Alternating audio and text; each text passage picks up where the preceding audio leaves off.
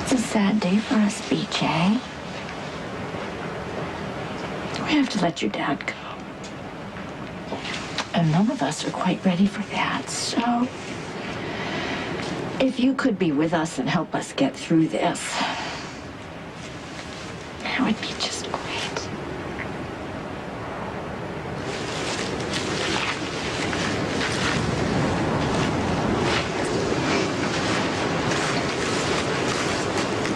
Hi. I'm sorry to interrupt you. Oh, that's okay. What are you doing here? I knew you'd be here. I thought I would just see you at the chapel. Yeah, I wanted to talk about that. I woke up this morning with every intention of going to Tony's service, and then I thought about it, and I've caused a lot of pain. You know, your marriage, your very solid marriage, was over because of me.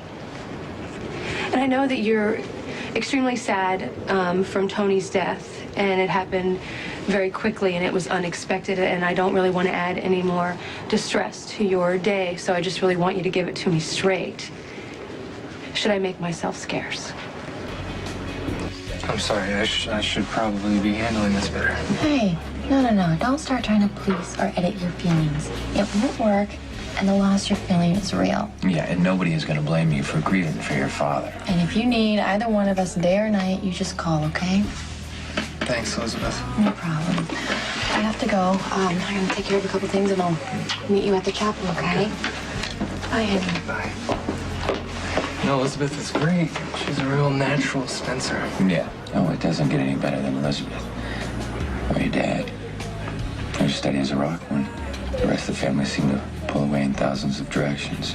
Yeah, he was great that way, wasn't he? You know what one thing I liked about Tony? He listened.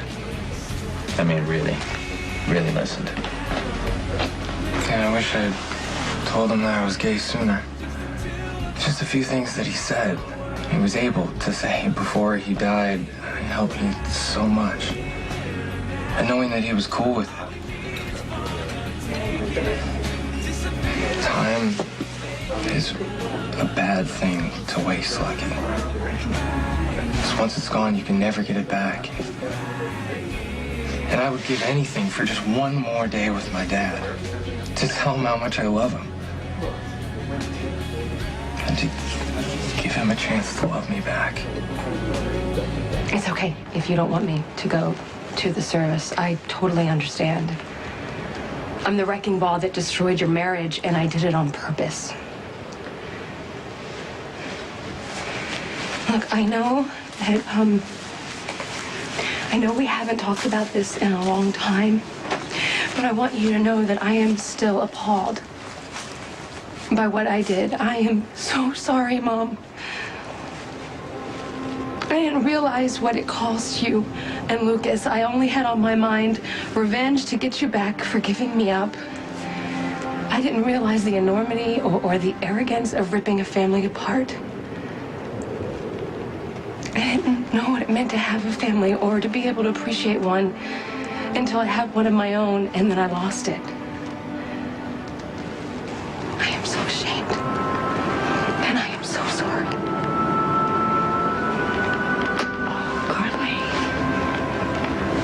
I appreciate your apology.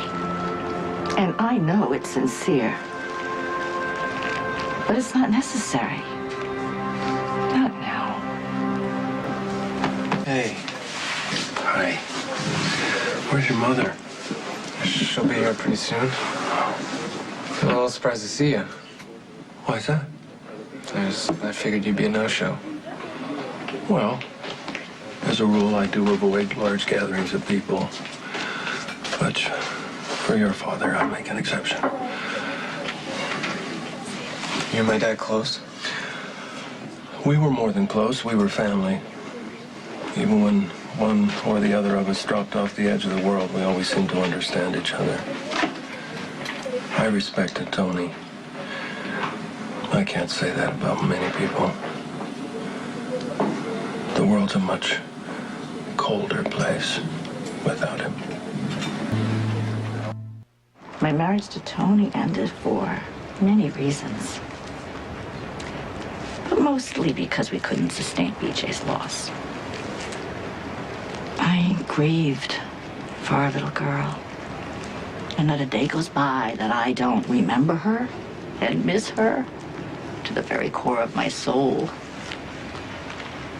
But Tony was destroyed by BJ's death. He lost his mind over it. Tony was mourning. He could have cycled through it if I hadn't swooped down and decimated what was left of his marriage. Honey, you couldn't have torn us apart if we'd been solid. There were cracks in the relationship long before BJ passed. We just hadn't chosen to address them. I look back on that time and everybody was reeling. We lost BJ.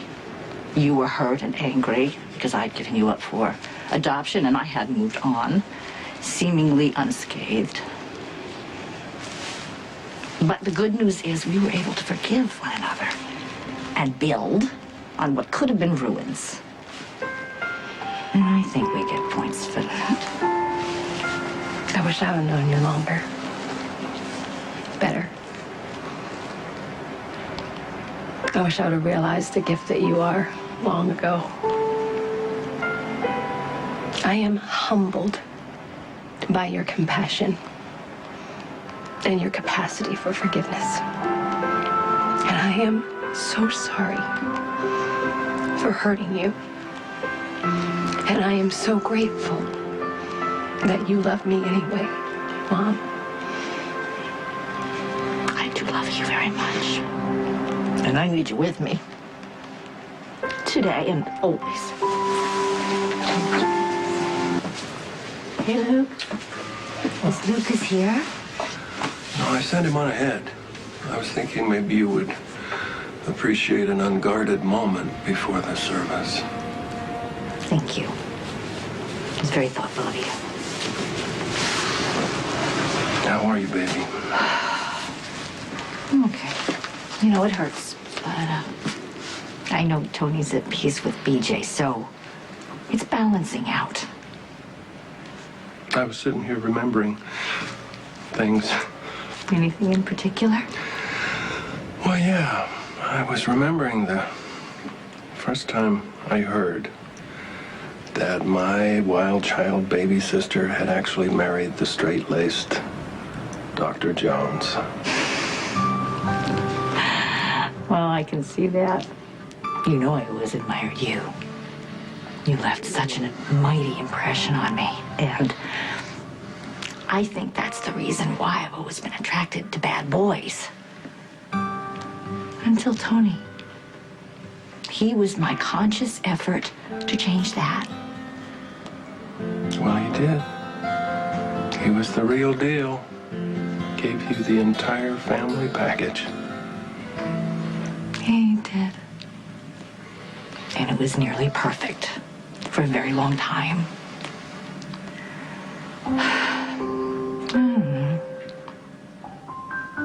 Maybe loving someone like me was Tony's undoing. No, I don't believe that. Not for a second. He was happy with you. What happened between you was just life, circumstance. It seems that no matter what we do, despite our best efforts, we don't always end up with the people we love.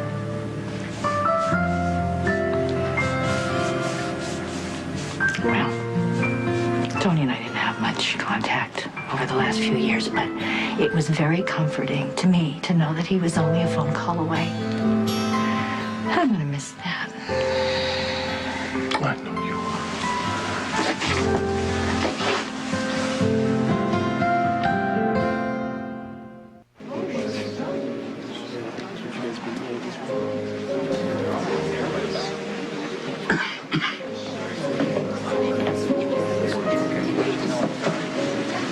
Well, I didn't expect to see you here.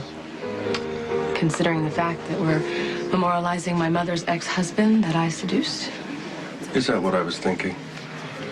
I wish it had never happened, okay? But I don't have to answer to you. The only person I have to answer to is my mother, and I've done that in spades as recently as an hour ago. So if you want to, you know, tell me your opinion or insinuate something, Caroline, it's not... Whoa. If you had let me finish, I was going to say I didn't expect to see you here. But I'm very glad you came. Your mother can use the support.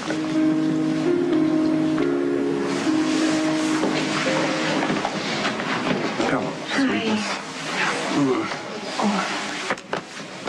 Well, here's another surprise. Didn't expect you to be here. Well, seemed appropriate. I tried to contact Frisco as you requested, but apparently he's under deep cover and can't be reached. Sorry. Well, thanks for trying.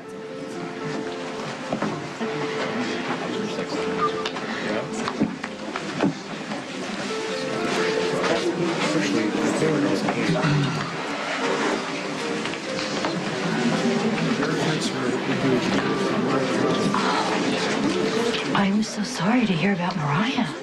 Is she going to be okay? It was a mild heart attack. But after losing Tony, being slapped in the face with how quickly we could lose our loved ones, Felicia wanted to spend some time with her. Yeah, but she wants to have a dinner in Tony's honor when she gets home. I like that idea. Our family owes yours so much, Bobby. You and Tony, you gave us the most precious gift imaginable when you saved Maxie's life with BJ's heart. I'm still humbled by it every time I look at Maxie. I can't take credit for that. To be honest with you, I was horrified at the thought of taking BJ off life support so soon. And it was Tony who made me realize that it was the right thing to do. He was so proud of the way you have turned your life around. Well, my dad's right. I owe my life to you and Tony and BJ. And I have a responsibility to make the most of it. I take that very seriously. I know you do.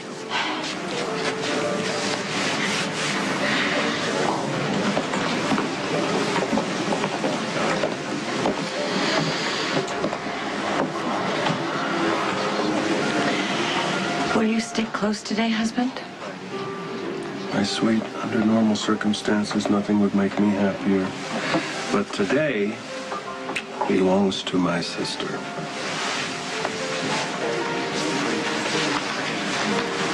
So, how have you been feeling since you had time to recover at home? Oh, I'm fine. This guy isn't. Oh, it's nothing. I'm just having some headaches. For how long? It probably started in the hospital. And you know, it's just stress, I'm sure.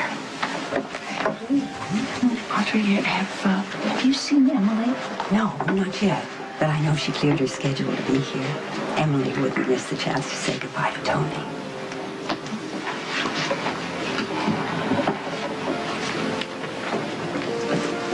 Is Carly here? Remember what I said to you earlier? I need you.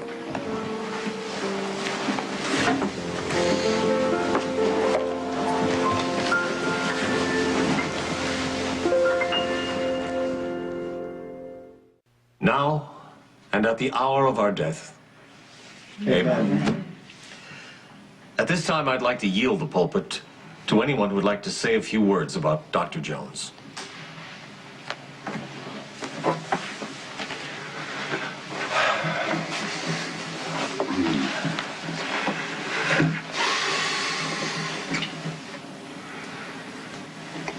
I liked Tony Jones. Not at first and not always. But with time, you get not only hindsight, if you're very lucky, sometimes you get insight. It is from the perspective of time that we can take the true measure of a man. Tony was my sister's proverbial prince. I didn't want to give you this until the festivities for Lucas were over. Present? What is it? He saved her from the battles of her youth and gave her what she always wanted: respectability and a family.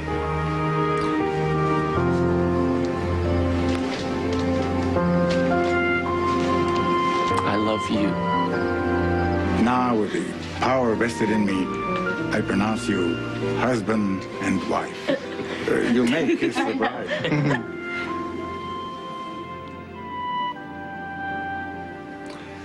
He was a loving father to his own children and a stabilizing influence on mine. He was a brilliant, dedicated surgeon and quite simply the most generous man I ever met. If you doubt that, ask Maxie Jones.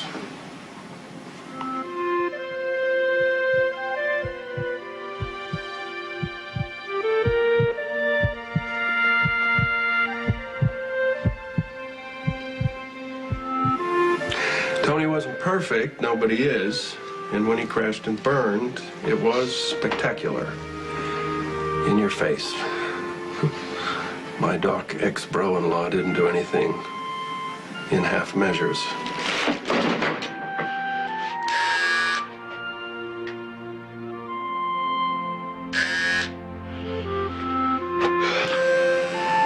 I remember one day I was walking through the park and I happened to come across Tony. And it was at a bad time in his life. And he looked like he had taken a buzzsaw to his hair. Oh, man, why do you make me do this twice now? We're supposed to be friends. Stay down there. Your brain needs blood. You need rest. Go to hell. I don't need your sympathy. No, you need your own, but mine'll have to do. Go home, Doctor. You got what you wanted. Go home. He was bruised and he was battered, but he did find his way back. And he did it with the same honor and the same grace that he did everything. He was his own harshest judge, his own ultimate jury, and I liked him. I respected him. I will miss him.